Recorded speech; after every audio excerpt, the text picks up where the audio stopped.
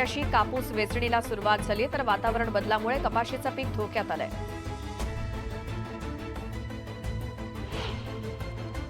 जळगावच्या पारोळा इथे अवैधरित्या बैल बाजार भरवण्यात आला. लंपीच्या प्रादुर्भावामुळे बैल बाजारावरती बंदी घातलेली असतानाही हा बाजार भरवण्यात आला. पुण्याच्या हातवळण इथे भीमा नदीत पोहायला गेलेल्या 3 मुलांचा बुडून मृत्यू झाला. पाण्याचा अंदाज न आल्यानं ही दुर्घटना घडली.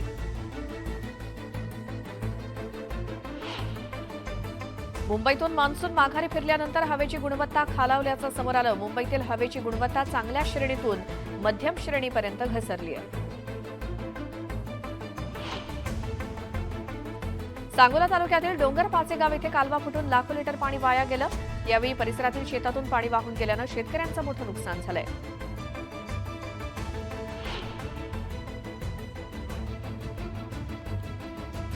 पुण्यातील शिरूर आणि मावळ लोकसभा मतदारसंघासाठी मनसेनं आढावा बैठक घेतली. यावेळी भोसरी, पिंपरी आणि चिंचवड येथील 300 जणांचा पक्षप्रवेश देखील पार पडला.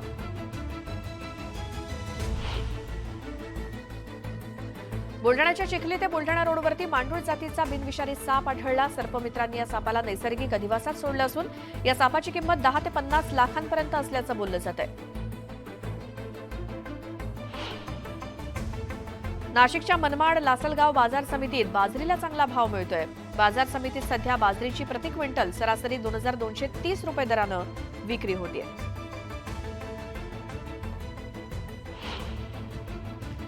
ढगफुटीमुळे आलेल्या पुरात वाहून गेल्यानं बीड जिल्ह्यातील काकडहिरा गावचे जवान पांडुरंग तावरे शहीद झालेत. उद्या काकडहिरा इथे लष्करी इतमामात अंत्यसंस्कार होणार आहेत.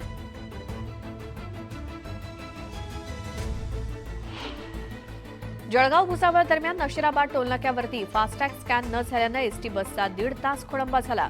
त्यामुळे प्रवाशांनी प्रशासनाविरोधात तीव्र रोष व्यक्त केला. हिंगोली ते अकोला महामार्गावरती आडगाव फाटा इथे महावितरण विरोधात रास्ता रोको आंदोलन करण्यात आलं. या प्रकरणी 20 ते 22 आंदोलकांविरोधात गुन्हा दाखल झालाय.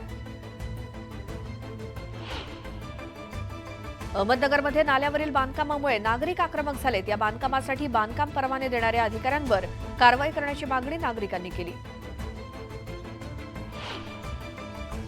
मनोज जरांगे पाटील उत्तर महाराष्ट्र दौऱ्यावरती असून अहमदनगरमध्ये त्यांची सभा झाली. आम्ही मागणीवरती ठाम आहोत आणि मराठ्यांना आरक्षण मिळालंच पाहिजे. त्यामुळे सरकारनं कायदा पारित करावा अशी मागणी जरांगे पाटलांनी केली. आश्रमशाळेतील पोषण आहाराच्या थकीत अनुदानावरून खासदार सुप्रिया सुळे आक्रमक झाल्या. अनुदान न मिळाल्यास मंत्रालयाबाहेर आंदोलनाला बसेन असा इशारा सुप्रिया सुळेंनी मंत्री अतुल सावेंना दिला. जळगावमध्ये मुक्ताईनगर ते बोदवड मार्गावरील पाणीपुरवठा करणाऱ्या जलवाहिनीच्या वॉलमधून हजारो लिटर पाण्याची नासाडी होतीये. पाणीपुरवठा विभागानं या प्रश्नाकडे लक्ष द्यावं अशी मागणी स्थानिकांनी केली.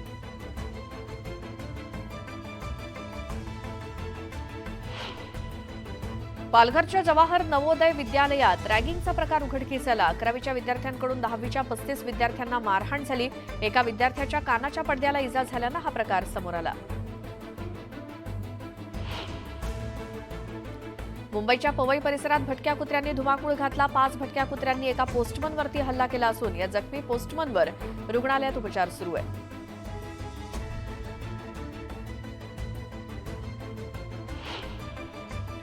आणि येवल्याच्या भिंगारे परिसरात बिबट्यांनी धुमाकूळ घातला. एका बिबट्याला पकडण्यात यश आलं असून दुसरा बिबट्या अजूनही मोकाट फिरत असल्यानं स्थानिकांमध्ये भीतीचं वातावरण आहे.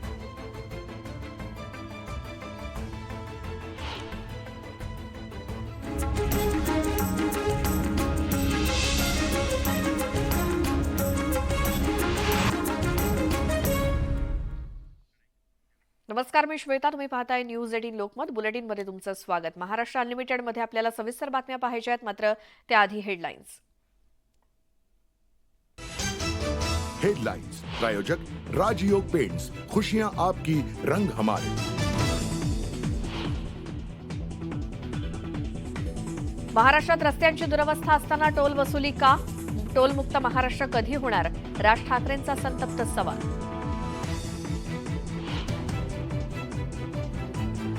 येत्या 2 ते 4 दिवसात मुख्यमंत्र्यांची भेट घेऊन टोल दरवाढीच्या मुद्द्यावरती बोलणार. राज ठाकरेंची पत्रकार परिषदेत माहिती.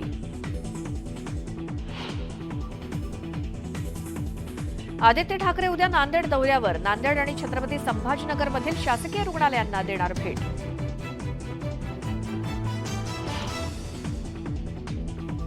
घाटकोपर उद्यानात लावलेल्या गुजराती बोर्डाची ठाकरे गटाकडून तोडफोड. मारू घाटकोपर असा बोर्ड काढून माझं घाटकोपर बोर्ड लावला.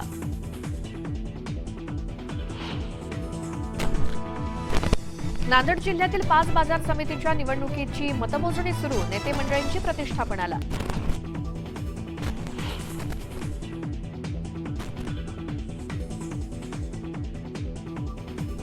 इस्रायल आणि हमासमध्ये युद्धाचा भडका. हल्ल्यातील मृतांची संख्या 300च्या वर तर 1590 जण जखमी.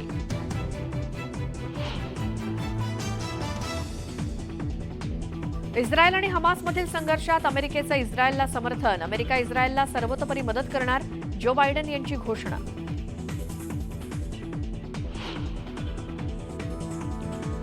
आणि गगनयान मिशनची तयारी अंतिम टप्प्यात. इस्रोकडून तयारीचे खास फोटो शेअर. महिना अखेरपर्यंत प्रक्षेपण केलं जाण्याची शक्यता.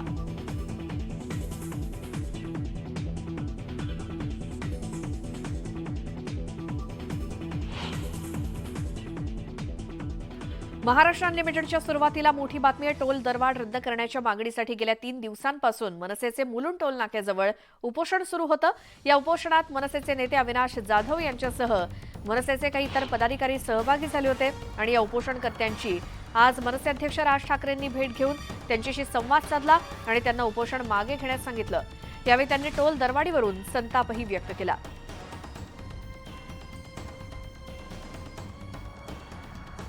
तर मनसेच्या पदाधिकाऱ्यांकडून कार्यकर्त्यांकडून आज जे काही उपोषण सुरू होतं त्याला आज मनसे अध्यक्ष राज ठाकरे यांनी उपोषणाच्या स्थळी जाऊन भेट दिली. मुलुंड या ठिकाणी उपोषण सुरू होतं. अविनाश जाधव उपोषणाला बसले होते गेल्या 4 दिवसांपासून आणि मनसे अध्यक्ष राज ठाकरेंनी तिथे जाऊन उपोषण मागे घ्यायला लावलं.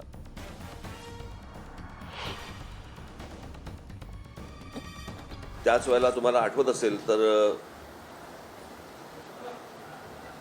शिवसेना आणि भारतीय जनता पक्षांची ज्यावेळेला त्यांचा जाहीरनामा आला होता त्या जाहीरनाम्यामध्ये त्यांनी जाहीर केलं होतं की आम्ही टोलमुक्त महाराष्ट्र करू म्हणून. टोलमुक्त महाराष्ट्र करू म्हणून त्यांनी त्यांच्या जाहीरनाम्यामध्ये सांगितलं होतं. आणि 2014ला पण सांगितलं होतं, 2017ला पण सांगितलं होतं. परंतु तुमच्याकडे पत्रकारांकडे कोणाला वेळ नसल्यामुळे तुम्ही हे प्रश्न त्यांना कधी विचारले नाहीत की या टोलमुक्त महाराष्ट्राचं काय झालं. माझा टोल याच्यामध्ये गाड्या किती जात आहेत, टोल किती जमा होतोय आणि त्या टोलचं होतंय काय. याच्यानंतर जर समजा शहराच्या बाहेर रस्त्यांवरती जर समजा खड्डे असणार असतील, रस्ते जर नीट बांधले जाणार नसतील तर हा टोल कशासाठी वसूल केला जातोय. एक तर तुम्हाला रोड टॅक्स पण तुम्ही भरतात, त्याच्यामध्ये वरती तुम्ही टोल पण भरतात, इतरही टॅक्सेस तुम्ही भरतात. मग हे पैसे जातात कुठे. हे तुमचे इथे असलेले 5 काही टोल नाके हे म्हैसकरांकडे आहेत. मी मागे पण म्हटलं होतं हे कोण म्हैसकर जे यांचे लाडके एवढे आलेत.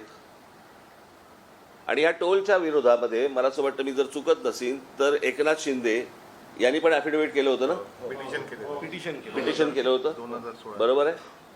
मला एकनाथ शिंदेला पण हा प्रश्न विचारायचा आहे, त्यांनी हे मागे का घेतलं आणि कोणी त्यांना मागे घ्यायला लावलं. आणि मी अविनाशला त्याच सांगितलं, म्हटलं या लोकांसाठी म्हटलं जीव गमावू नकोस, यांना काही फरक पडत नाही या गोष्टींचा, एक माणूस मेल्याचा. पण मला आता अनेक सोसायटीचे लोक तिकडे मला भेटले. मी आता अविनाशनं पण सांगितलं तिथे येत्या 2-3 दिवसामध्ये 4 दिवसामध्ये मी मुख्यमंत्र्यांची भेट घेईन. या सगळ्या गोष्टी सविस्तर त्यांच्यासमोर मांडीन. त्यावेळेला मला असं वाटतं आपल्यापैकी अनेक जण तिकडे वर्षावरती किंवा सह्याद्रीवरतीच्या भेटीच्या वेळेला असालच. आणि त्याच्यानंतर मी तुम्हाला सांगू शकेन की या वाढीव टोलचं याच्या पुढे काय होणार आहे. आता राष्ट्रवादी पक्षाचं चिन्ह तसंच पक्षाबाबत निवडणूक आयोगासमोर सोमवारी सुनावणी होणार आहे. याआधी झालेल्या सुनावणी दरम्यान शरद पवार गटाचे वकील अभिषेक मनु सिंघवी यांनी विरोधी पक्षानं खोटी कागदपत्र दाखवल्याचा आरोप केला. तसंच त्यांनी काल्पनिक वाद निर्माण केल्याचा दावा देखील सिंघवी यांनी केला. शरद पवार यांच्यासोबत निवडणूक आयोगामध्ये जितेंद्र आव्हाड आणि वंदना चव्हाण होत्या, तर अजित पवार यांची बाजू मांडण्यासाठी त्यांचे वकील आले होते. निवडणूक आयोगामध्ये ही सुनावणी 2 तास चालली. आता एनसीपीचे अधिकार आणि पक्षचिन्ह याबाबत सोमवारी निवडणूक आयोगासमोर पुढील सुनावणी होईल.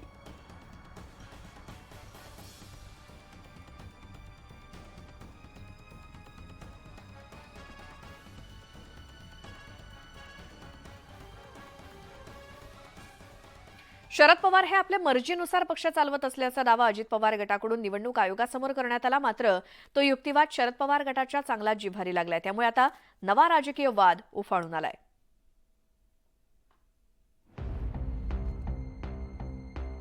राष्ट्रवादी काँग्रेस कुणाची यावर शुक्रवारी निवडणूक आयोगासमोर पहिली सुनावणी झाली.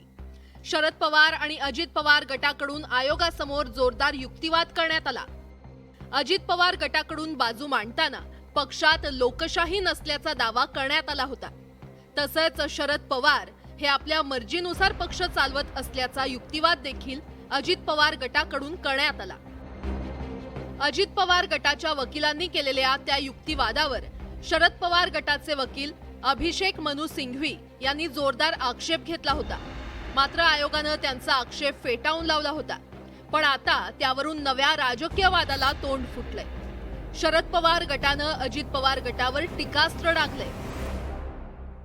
कालपर्यंत जे विठ्ठल म्हणत होते,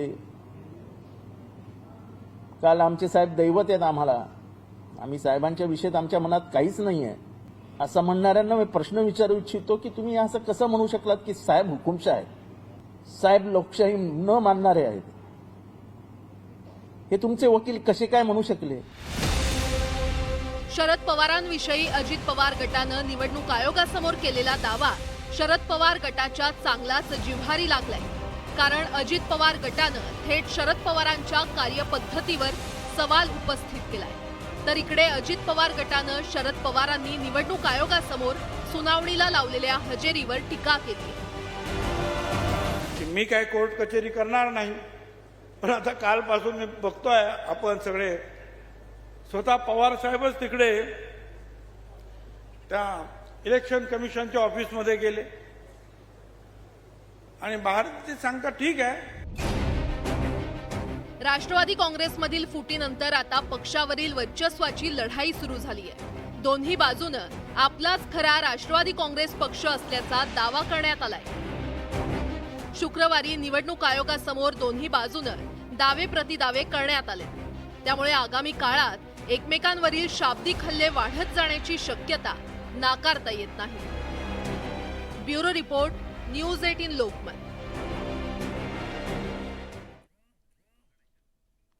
तर लोकसभा निवडणुकीच्या तयारीसाठी प्रदेश काँग्रेसनं विभागवार बैठकांचं आयोजन केलंय. मुंबई वगळता राज्यातील इतर 42 लोकसभा मतदारसंघातील राजकीय परिस्थितीचा आढावा घेतला जाणार आहे. आणि या पार्श्वभूमीवर आज नाना पटोले यांच्या अध्यक्षतेखाली आढावा बैठक होणार आहे.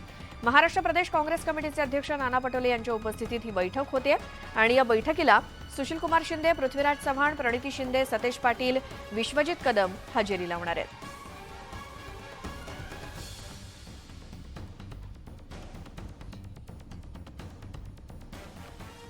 मराठा आरक्षणासाठी लढा देणारे मनोज जरांगे पाटील अहमदनगर जिल्ह्याच्या दौऱ्यावरती आहेत. राहुरी शहरात आज ते जाहीर सभा घेणार असून या ठिकाणी कार्यकर्त्यांकडून त्यांचं जंगी स्वागत करण्यात आलं. फटाक्यांची आतषबाजी करत तसंच जेसीबीतून फुलांची उधळण करत मनोज जरांगे यांचं स्वागत करण्यात आलं.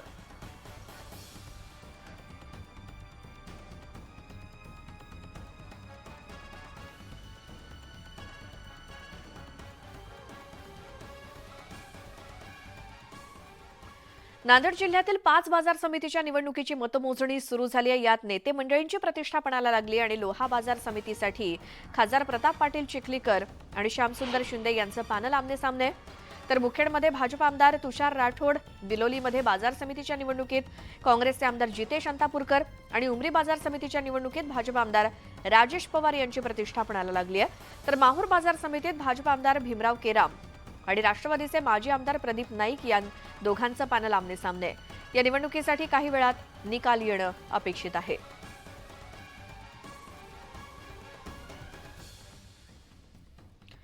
मुंबईतल्या घाटकोपरमध्ये एका उद्यानाला लावण्यात आलेला गुजराती बोर्ड तोडून टाकण्यात आलाय. ठाकरे गटाच्या कार्यकर्त्यांकडून एका उद्यानामध्ये लावण्यात आलेला मारू घाटकोपर हा या आशयाचा गुजराती बोर्डाची तोडफोड करण्यात आली. इथे आता आपलं घाटकोपर असा बोर्ड लावण्यात आलाय. या तोडफोडीमुळे मराठी आणि गुजराती असा नवा वाद होण्याची शक्यता आहे.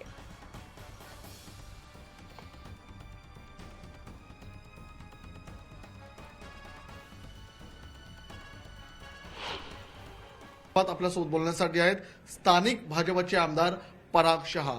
सर, काय सांगाल, जो मारू घाटकोपर हा पोस्टर लावण्यात आला होता घाटकोपरच्या एका उद्यानाला, तो ठाकरे गटाने हटवलाय. काय आपली भूमिका आहे? पहले आपकी जानकारी के लिए वहाँ पे 3 भाषा में बोर्ड लगाए हुए हैं.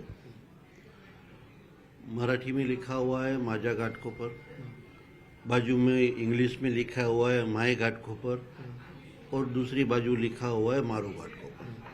घाटकोपर की वस्ती हम लोग ने कभी भी मराठी गुजराती वाद कभी किया नहीं है. घाटकोपर एक शांति प्रिय प्रदेश है मुंबई में, कि जहाँ पे लोग एक दूसरे के साथ में रहते हैं. कोई भी पॉलिटिकल पार्टी अपने पॉलिटिकल एजेंडा के कारण, और ये पहली बार नहीं है, ये बार बार होता है, इलेक्शन का 4 महीना 6 महीना तैयारी के पहले महाराष्ट्रियन लोगों को मराठी शिवसेना के लोग हैं वो एक जो उनके दिमाग में घुसाने के लिए ये टाइप की जो प्रक्रिया ये लोग करते हैं, इसको मैं एक असामाजिक तत्व बोलता हूँ. हमारी भाषा को वर्चस्व दे रहे हैं, हम हमारी भाषा का रिस्पेक्ट कर रहे हैं, हम उतना ही रिस्पेक्ट मराठी लैंग्वेज का भी कर रहे हैं. जनता अभी सब समझती है कि हर टाइम इलेक्शन के टाइम ही आज पूरे मुंबई में, पूरे भारतवर्ष में कोई भी अच्छा काम गुजरातियों का भी इतना ही कंट्रीब्यूशन है. और हम हमारी जात को कभी खाली गुजराती नहीं बोलते, हम इंडियन है. अगर दूसरा कर भी क्या सकता है? आज किसी को तोड़फोड़ करना है, करते रहे. अगर ठाकरे ऐसा मानते हैं कि हम महाराष्ट्र के राजा हैं, तो वो मानसिकता में से भी उनको बाहर आने का समय आ चुका है. बस. व्हिडिओ जर्नलिस्ट सचिन सह मी तुषार रुपनवर, न्यूज 18 लोकमत, मुंबई.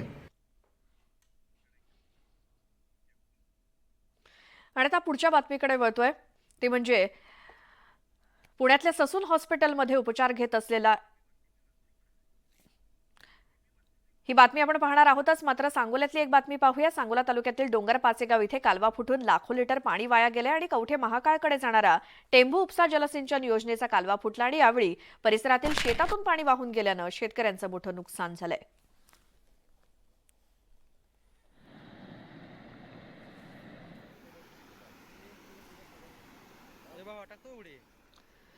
कालवा फुटून एकतर पाण्याची नासाडी झाली आणि दुसरीकडे हेच पाणी शेतामध्ये गेल्यानं शेतकऱ्यांच्या शेतीचं मोठं नुकसान झालंय. कालवा फुटल्यानंतर वेगानं पाणी वाहत असलेलं दिसतंय. सांगोला तालुक्यातल्या डोंगर पाचेगाव इथे कवठे महाकाळकडे जाणारा टेंभू उपसा जलसिंचन योजनेचा हा कालवा आहे आणि तोच फुटला आणि यावेळी या परिसरातल्या शेतातून पाणी वाहत गेल्यामुळे शेतीचं मोठं नुकसान झालंय.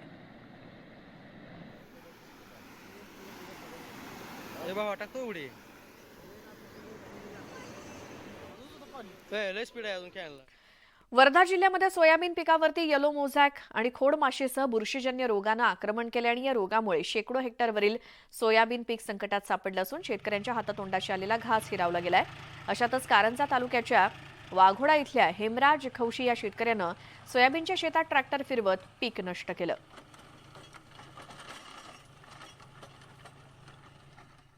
दौंड तालुक्यातल्या हातवळणमधील भीमा नदीमध्ये पोहण्यासाठी गेलेल्या 3 मुलांचा बुडून मृत्यू झाला. हातवळण परिसरातील उसाच्या घुराळावरती ही मुलं कामाला होती. भीमा नदीत 6 जण पोहण्यासाठी गेले असता पाण्याचा अंदाज न आल्यानं 3 जण पाण्यात बुडले आणि घटनास्थळी यवत पाटस पोलिसांनी धाव घेत मच्छीमारांच्या तसंच ग्रामस्थांच्या मदतीनं शोध घेतला असता या 3 मृतदेह सापडलेत.